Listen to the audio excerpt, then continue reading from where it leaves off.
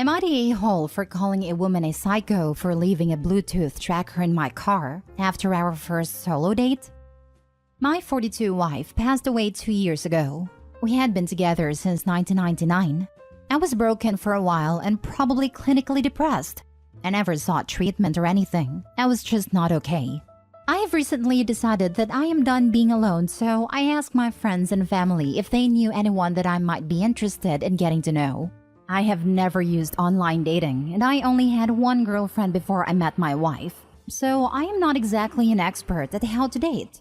My friend's wife said she knew a nice woman, and I agreed to go on a double date with them and her. I thought it went well, and I said I would like to see her again. We agreed to go for dinner and see Anastasia. I picked her up at her apartment, and once again I had a nice time. There weren't fireworks or anything, but I was comfortable with her and she is physically attractive. I dropped her back at her home afterwards and went over to see my sister. She insisted I come over and talk after the date so she could guide me. She was best friends with my wife. We met through her and she has become my protector since my wife died. So I'm having tea with my sister and this car pulls into the driveway. It is the woman I was out on a date with. I asked her how she found me and was kind of freaked out that she followed me. She said she had left an AirTag in my car so she could come over. My sister said that was creepy AF, and that if the sexes were reversed, the cops would be called. The woman tried to defend herself by saying that I already knew where she lived, so it wasn't that big a deal. I called her a psycho and asked her to please take the tracker out of my car or I would call the cops. Now I have been hearing for days from my friend's wife, saying that I overreacted because I don't know what it is like out there for women dating in their 30s. She says I'm being an a-hole for blowing it out of proportion, and that I should be flattered that this woman wanted to come into my home for whatever after 2 dates. I told her that I did not need any more help or advice from her, and blocked her. Am I the a-hole? Now for the top comments. Not the a-hole. This is not a dating technique. It's a violation of law. As for your friend's wife, she needs to go search her own car and reassess who's overreacting about what. The sister is right. If Opie pulled a stunt like that, the woman would have called the cops. If the woman didn't want Opie to know where she lived, she could have taken multiple steps to protect that piece of information. Opie should call the cops. A person who does this is not going to go away just because they were rejected one time. The fact that she's so casual about it, freely admitting what she did, suggests she's tracking a lot of people, and we all know AirTags come more than one to a pack. This is why her friend, Opie's friend's wife, needs to search her own car before excusing this behavior as just dating sucks. You know what's not hard for a woman in her 30s? Finding a married BFF. So what will her excuse be this time? Not the a-hole. As a woman, run. Run far and fast and don't look back. That's deceptive and controlling. It is rather impressive that she was able to stomp boundaries that weren't even established. If she wanted to come over, she could have asked, like an adult, like a sane adult. She doesn't get to make that unilateral decision by hiding a tracker on you. Your sister is right. Had you done that, cops would be involved. Everyone would be rallying behind her telling her what a stalker you are. Absolutely this is genuinely deranged. I have never heard of anyone doing this, and it's certainly not normal. Block and block any secondary people who think this is normal. Sending all best to Opie. Not the a-hole, obviously. Not the a-hole. Straight up. It is a lot more dangerous to date as a woman than as a man. That's factual. But there is no rational reason she would have left a tracker in your car. There is no rational reason for her to track you so she could see where you were / who you were with.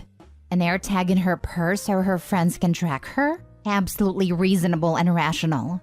Leaving that tag in your car so she can track you? That's stalking. I'd make a police report so you at least have a paper trail if she escalates her behavior. Next story.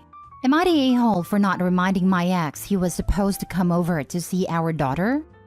I, 26 female, have a 7-year-old daughter. My ex, 28 male, wasn't involved in her life by his own choosing. But back in December, he reached out. It took some time, talking, and a little therapy, but he is back in our daughter's life for about 4 months now. We are working with the courts to establish paternity and for him to get custody. In the meantime, I've let him visit her at my place. He's taken her on day trips. Since getting a bigger apartment, he's had her spend the night. He was supposed to visit her Wednesday, have dinner with us, and watch a movie. We tried to do things, the three of us, per the therapist's recommendation, so she can see us get along. My ex said it'd be over around 6.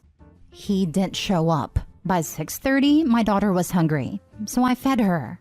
I tried to put off the movie, but eventually let her watch it.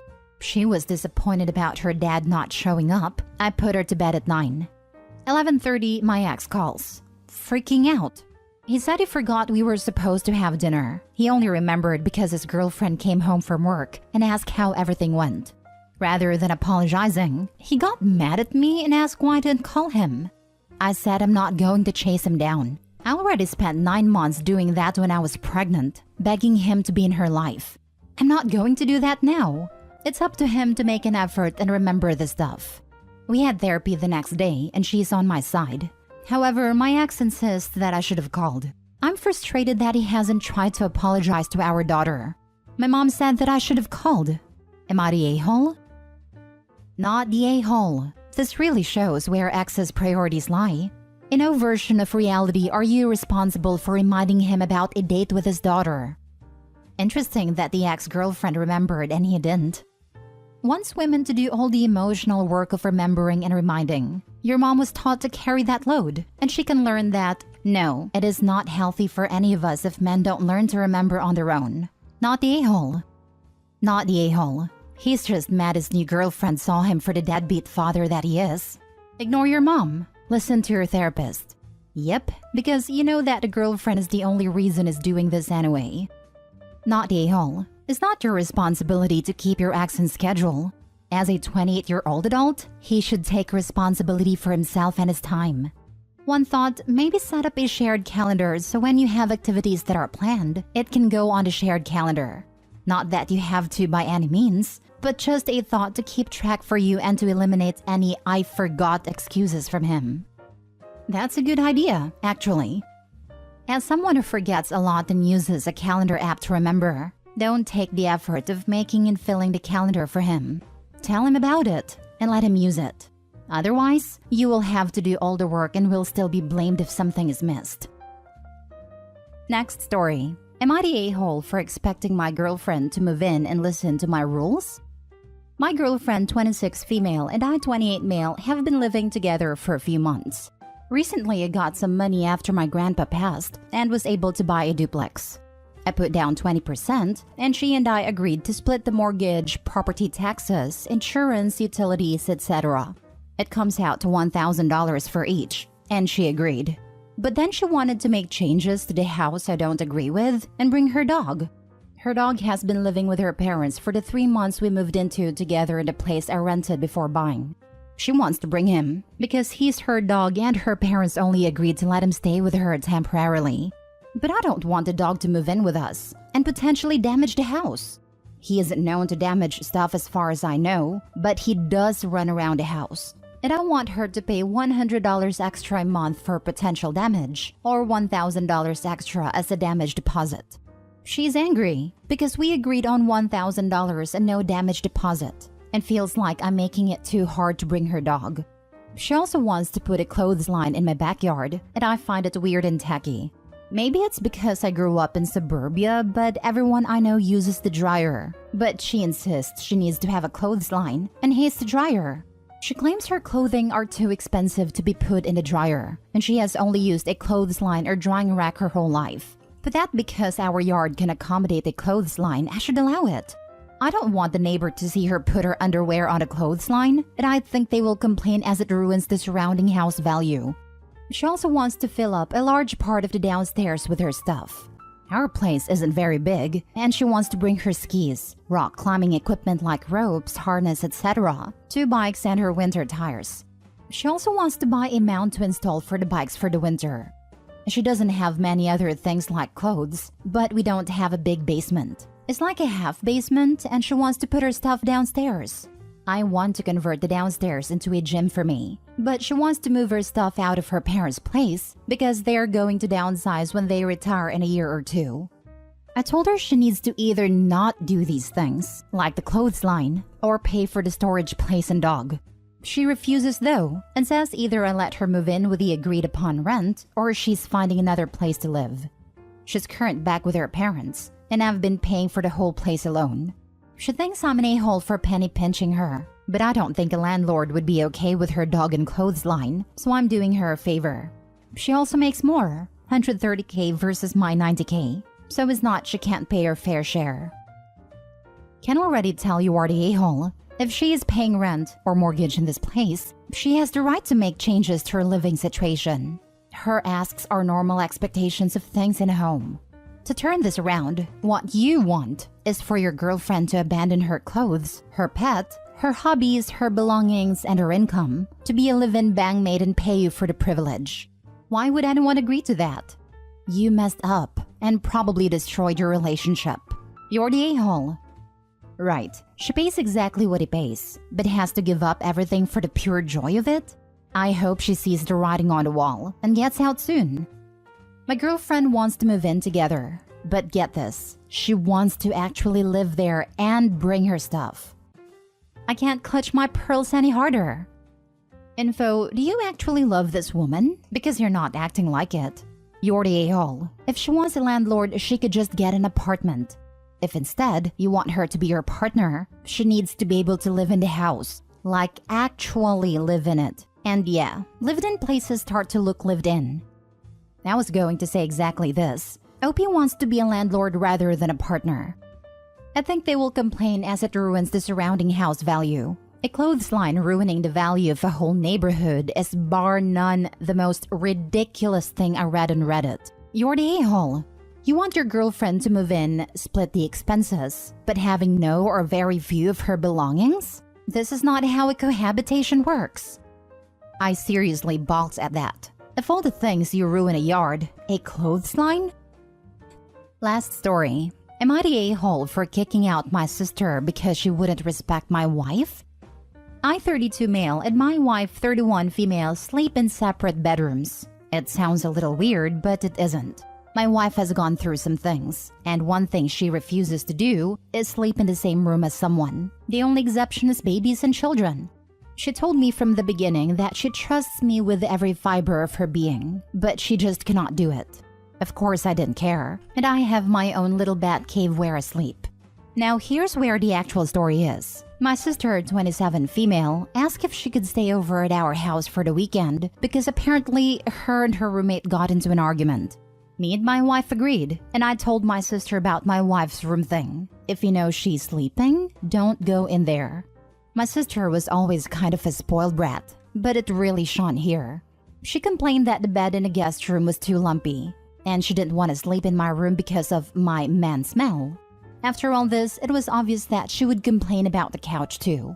I told her my wife's room was off limits, and it was either the options we gave her or she could find a motel. She agreed and everything seemed fine until I woke up at 3 in the damn morning to my wife yelling, along with my sister. When I went to go see what happened, my wife was crying and my sister was just yelling back. I learned now that my sister sleeps in her underwear, so that made it even worse.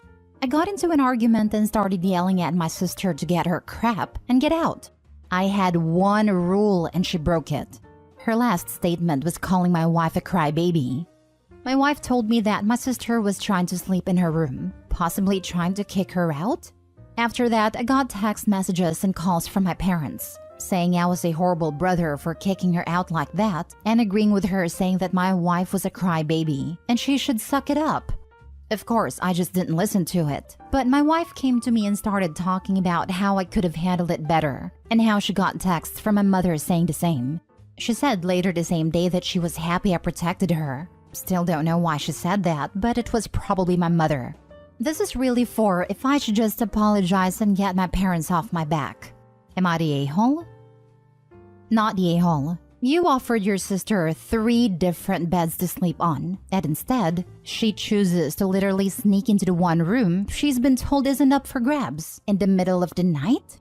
I'm pretty sure she's a character from a fairy tale. Goldilocks comes to mind. Apparently, her and her roommate got into an argument. Not surprised. Not the a-hole. Honestly, I have a hard time believing the story. Probably because I can't fathom what was sister's big idea about showing up in early morning in her underwear in someone else's room.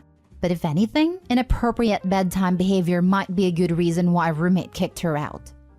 Have you heard of I'm the main character subreddit? When it comes to people doing selfish things, I can believe almost anything. Info: what the hell was your sister doing at 3 a.m. in your wife's room in her underwear? Ask your parents for clarification on this. Sorry, my sister sleeps in her underwear, and she went into my wife's room to sleep. At least that's what I know. Even though a person was already in the bed? That makes no sense. Talk to your parents properly because sister might be making stuff up. Your sister is absolutely unhinged. Your wife's trauma doesn't even play into this. It is baffling beyond comprehension that someone would climb into bed with someone else without being invited in the middle of the night? Half naked? Not the a-hole. I would be absolutely screaming. Yeah, I don't have hang-ups about sleeping in someone else's presence, and I'd start screaming too.